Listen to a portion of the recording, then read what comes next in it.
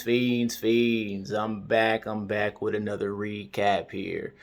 Um, Now, once this traffic car go ahead and drop, I'll go ahead and do a whole recap on that, et cetera, and kind of, you know, see exactly if my analysis was right. But for right now, I just got through watching this young Charron versus Bankhead battle that I think low key needs a little bit of an exposure here, and kind of want to see what y'all's thoughts are on it as far as who won. But I think it's low key kind of debatable from what I was watching. But I'll go ahead and give a couple bars on what I saw and thought were kind of fire here. Kind of to start off, Sharon came out. He had a safe bank spot. I like this. I'll still rob you in the USB because he was talking about I'm from Canada, and he said I'll still rob you in the USB like the Kia Boys. So I thought that was kind of fire. If you watch, if you've seen the TikToks a couple times, you see the Kia Boys over here taking cars from the USB. So I thought that was kind of fire. He had a Russian bars, you're rushing your bars like Brittany Griner. Um, and then he had I'll split banks down the middle like a joint account. I thought that was fire. Then he had a whole freestyle, like how Sharon be freestyling. He's like one of the freestyle kings of this shit. This young man freestyled on one of somebody in the crowd wearing a hoodie. And then I'll spill you like had a girl. He said another girl was talking, and he said, "I'll spill her period on the floor, or like blood on the floor." And he really started like to turn up at that point in time. But then he kind of started to lose a little bit of steam there. Um, I mean, it.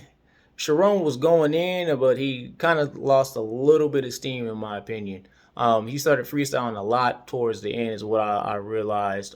He had a he said you said it's so cold in here. I can see my breath, and you about to lose yours.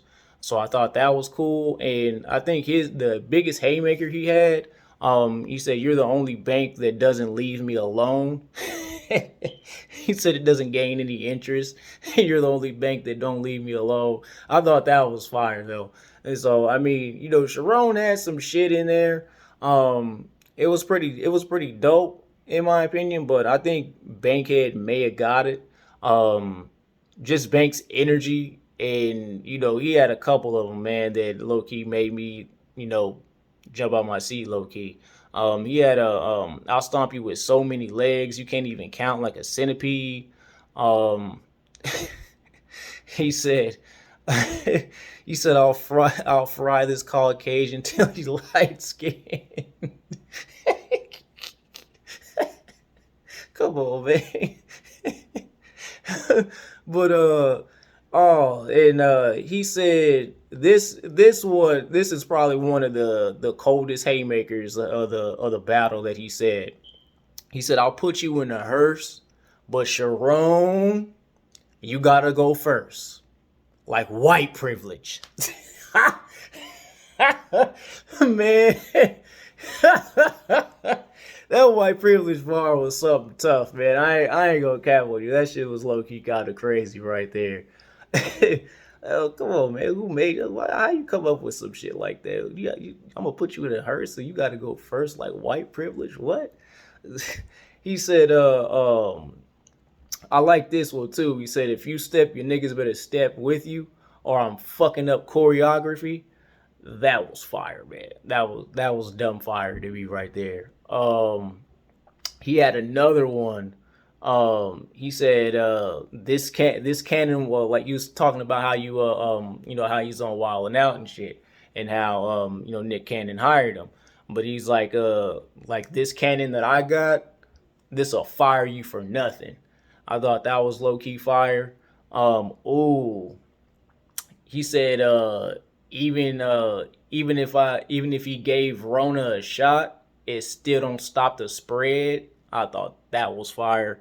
And ooh, I can shoot through a time dimension and hit Rick and Morty. Like what? Come on, man. Come on.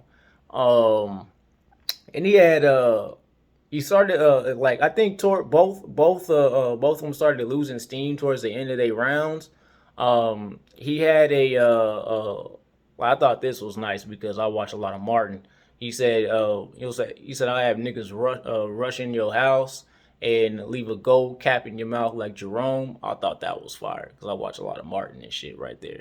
And so those were like low key some notable bars from both of them. Um, if I was to, really go ahead and pick a winner right here for this particular battle, I'd have to, go with Bankhead. I think just he had certain bars that just hit a little bit harder than Charron, and I fuck with Charron heavy. But with this particular battle, I think I gotta go with Bankhead solely off of this that white privilege bar, bro. Like I was at work when I saw it, and cold part about it is when I was watching this shit, like I'm in the break room, and you know how it is when you watching battles at in a public setting, or even if you at work and you react to a bar. Man, when he said that shit, I went on ahead and damn near screamed, and I had this white lady next to me who just it got up and walked. She said, I ain't supposed to be next to this dude right here. But nah, man. Yeah, that Ronan stopping the spread, and then that Rick and Morty bar was just that shit was crazy, man. But yeah, so y'all let me know who y'all got in the comments below.